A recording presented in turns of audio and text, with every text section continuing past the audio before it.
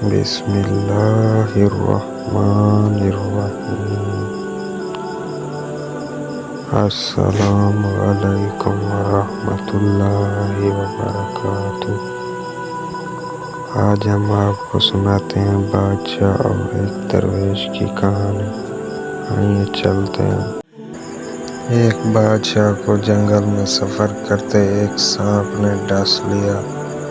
شاہی طبیب اپنی تمام تر کوششوں کے باوجود زہر کو جب بادشاہ کے جسم میں پھیلنے سے نہ روک پایا تو زاروں قطار رونے لگا۔ اتنے میں ایک درویش سا شخص وہاں آیا۔ بادشاہ کو زہر کے درد سے تڑپتے ہوئے دیکھا تو بادشاہ کی ٹانگ پر جہاں سانپ نے کاٹا تھا تھوک دیا اور بھاگ گیا۔ بادشاہ کے سارے ساتھی بادشاہ کی فکر میں تھے، اس لیے دیوانے کی اس حرکت پر کوئی بھی درویش کے پیچھے اسے گرفتار کرنے نہ گیا۔ شاہی طبیب نے تھوک صاف کرنے کے لیے ایک رومال پکڑا اور بادشاہ کی زہر سے نیلی ہوتی ٹانگ پر سے تھوک صاف کرنے لگا، مگر پھر حیران ہوتے ہوئے رک گیا۔ اس نے انگلی سے تھوک کو سانپ کے ڈسے پر اچھی طرح مل دیا، جس سے فوراً ہی زہر کا اثر ظاہر ہو گیا۔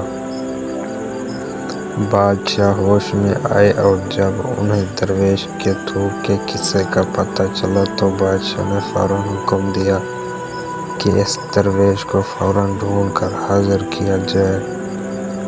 سپاہی چاروں طرف پھیل گئے اور تھوڑی ہی دیر میں درویش کو ایک درخت کے نیچے جالیاں اور پکڑ کر بادشاہ کے سامنے پیش کر دیا۔ بادشاہ نے ادب سے درویش سے کہا، ہم گناہ گاروں کی آنکھ آپ کو پہچان نہ سکی، جس کے لیے میں معذرت چاہتا ہوں۔ آپ سے درخواست کرتا ہوں کہ میری طرف سے یہ قیمتی پوشاک اور عربی گھوڑا قبول کیجیے۔ درویش نے مسکرا کر بادشاہ کی طرف دیکھا اور بولا، یہ گھوڑا اور پوشاک بہت قیمتی ہے۔ میں یہ پوشاک پہن کر اس گھوڑے کے لیے گھاس کاٹوں گا تو اچھا نہیں لگوں گا۔ بادشاہ نے کہا، آپ فکر نہ کریں، گھوڑے کے ساتھ خدمت گزار بھی دیے جائیں گے۔ درویش بولا، اتنی قیمتی پوشاک، قیمتی گھوڑے اور خادموں کے ساتھ میں رہوں گا کہاں؟ اس دفعہ بادشاہ مسکرایا اور بولا، آپ کے لیے ایک عالی شان رہائش گاہ بھی تعمیر کر دی جائے گی۔ درویش نے پوچھا، اتنے مال و دولت اور خادموں کے ساتھ اس رہائش گاہ میں میں تنہا رہوں گا؟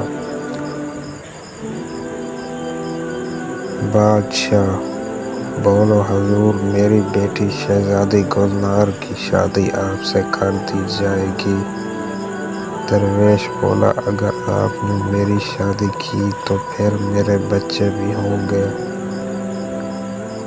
بادشاہ نے جواب دیا، بالکل ہوں گے، ہماری دعا ہے کہ آپ کثیر اولاد ملے گا۔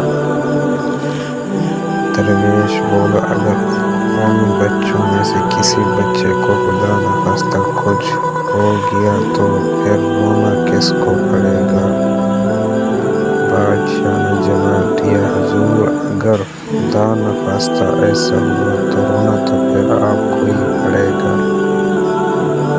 درویش مسکرا کر بولا، اگر یہ سارا کچھ لے کر مجھے رونا ہی پڑے گا تو بادشاہ سلامت، آپ اپنا گھوڑا اور قیمتی لباس واپس لے لیں، میں اپنی درویشی میں خوش ہوں۔ دل اسی سے لگاؤ جس نے دل بنایا ہے، دنیا سے لگاؤ گے تو آنسو ہی ملیں گے۔